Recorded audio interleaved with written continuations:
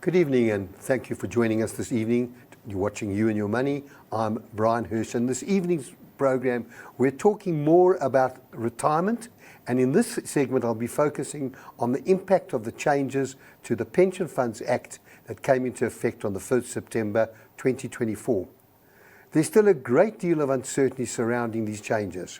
And joining me this evening is Hetty Jaber, Managing Director of J Law Consulting, a company that established with her son after retiring as Legal Director for Momentum, where she headed all their legal services. Hetty, great to have you on the show.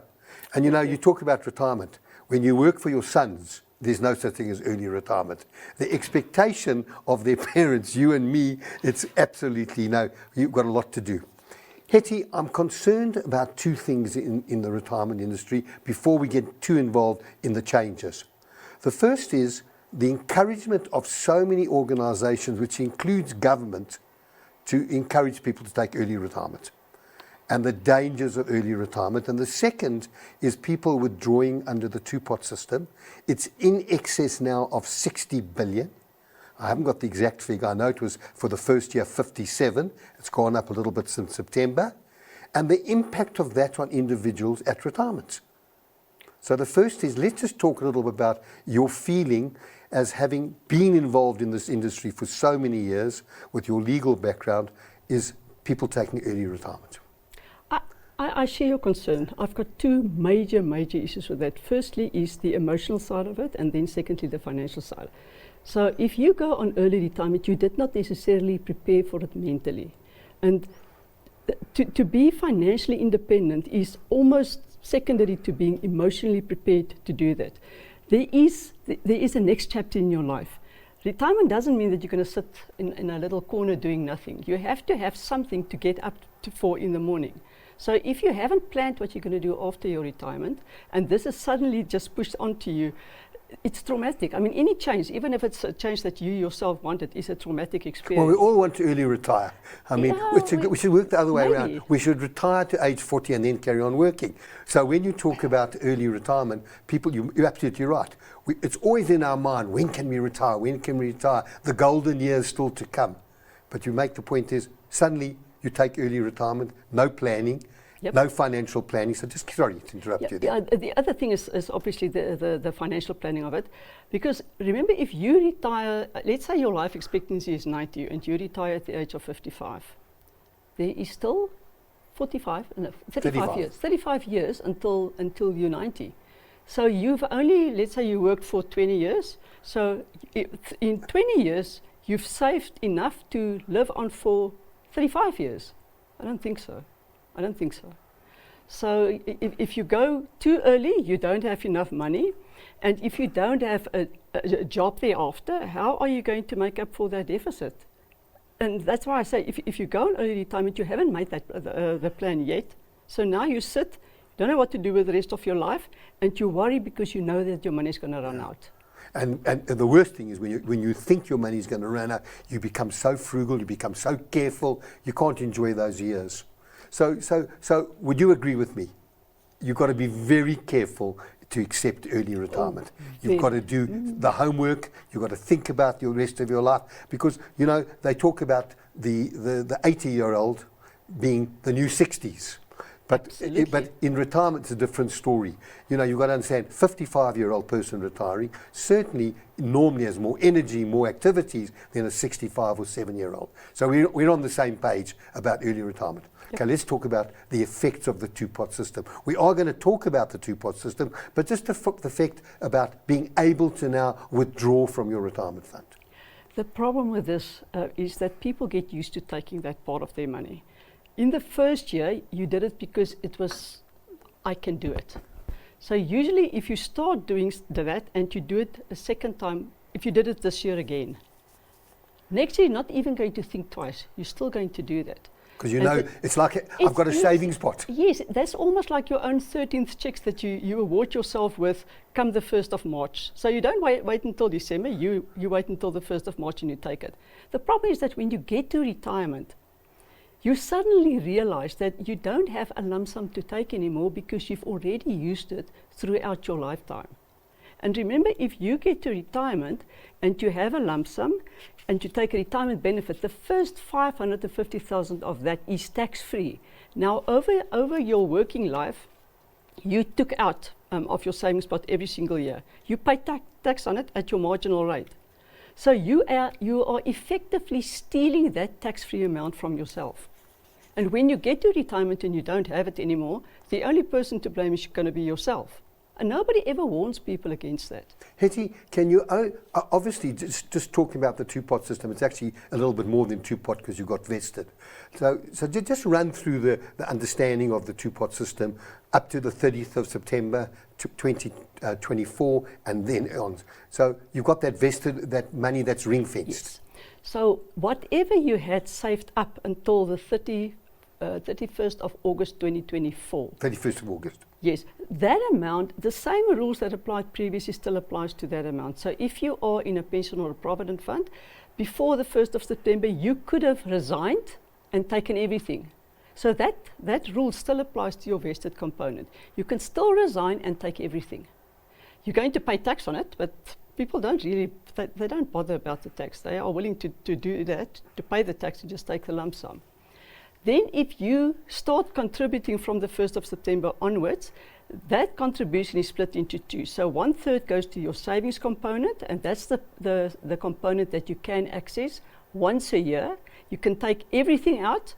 You cannot take less than 2,000. So, but you can take everything out. And the other at any time? At any time, for any reason. You don't even have to motivate why you want to take it. You can just take it, it's yours. Then the other 2/3, that's your retirement component that you are not allowed to touch until you get to retirement.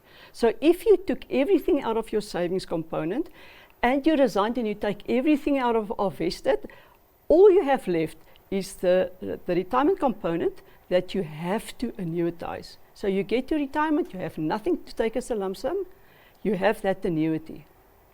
Remember, if you get to retirement, there's nothing that says that you can only take your retirement component as an annuity. You can use whatever you have in your fund. So if you still have something in your vested component and savings component, you can add that to your retirement component and you can buy a bigger annuity that will last you longer. Okay, so let's understand just one aspect. If you, for many people who have now been contributing to retirement funds for some years, they've now got this new regime. So that brings me to two questions. If you were under provident funds and you had that vested portion, because up to many years ago, provident funds were cash, pension funds were 1/3 and 1/3 cash, 2/3 pensions. So when you're under a provident fund, has that changed now in terms of taking all the cash on your funds that you had at the 31st of August from the 2021? Yeah, unfortunately, if you are still in a provident fund, it's not an easy calculation because you have to break it up into two different time periods. So the first is whatever you had until the 28th of February 2021. So that amount, we refer to it as your vested benefit. When you get to retirement, you can still take all of that as a lump sum. And that is part of what is in your vested component. So your vested component has two different pots. It's the vested benefit, what you had until the 28th of February 2021, and then what you accumulated with contributions from the 1st of March 2021 until the end of August 2024. Now that part of your benefit was subject to annuitization. So of that, you can take 1/3 in a lump sum, 2/3 you have to use to buy an annuity.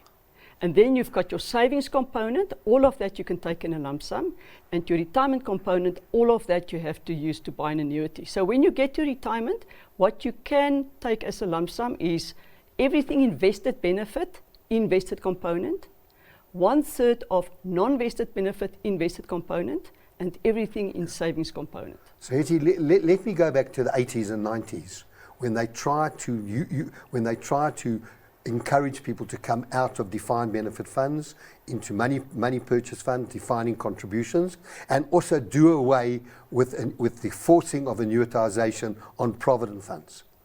And there was havoc in the country about that. How come they managed to sneak this in? Remember when they first tried to put annuitization in, that was about, I think it's about 2018. the unions were against it Yeah. because people were rebelling. They wanted their money. Yeah. Then eventually National Treasury decided that they are going to push it through because they gave something in return. Remember, I think it was in 19, thereabouts, they said that all contributions to all funds, irrespective of which one, pension, Were provident, tax deductible. correct, but you can't get your contributions tax deductible and get the lump sum, your benefit as a lump sum. You can't do that. So unfortunately, they said, okay, let's give you something. Your contributions are tax deductible, but they didn't immediately then enforce annuitization. And it's very difficult to give something and not take something in return, and then 2 years later you say, okay, you know what, I gave you something 2 years ago, now I want you to give me something. Your bargaining power was lost along the way. But eventually they just had to do it because people were taking all their money, then they become dependent on the state. And so you squander your money, and then you want the state to look after you. But you still haven't answered, how come they sneaked it in? How come the members and the individuals contributing didn't rebel? Did they know? No, it was going to happen. It was going to happen. Remember, it was put on the table when they put the tax deductibility of the contributions on the table. It's just that the unions pushed back and pushed back and pushed back, and then eventually Treasury said, don't care how much you push back again, it is going to happen now. They had to do that. It was the right thing to do, though. Okay, well, we're going to take a short break, but before we take that break, I'll just let you know what my next questions are. There's a lot of confusion about what happens to your retirement fund, both in the event of death or divorce. And there's a lot of confusion that has been caused by badly drafted documentation, badly documented work. So when we return, that's my question I'll be putting to Hetty. I hope I have time to get through all the emails that were sent to me, because we always advertise the program a week before, letting our listeners know and viewers know what we're going to be dealing with. So I hope we get to them, Hetty. But we're going to stay tuned. We'll be back.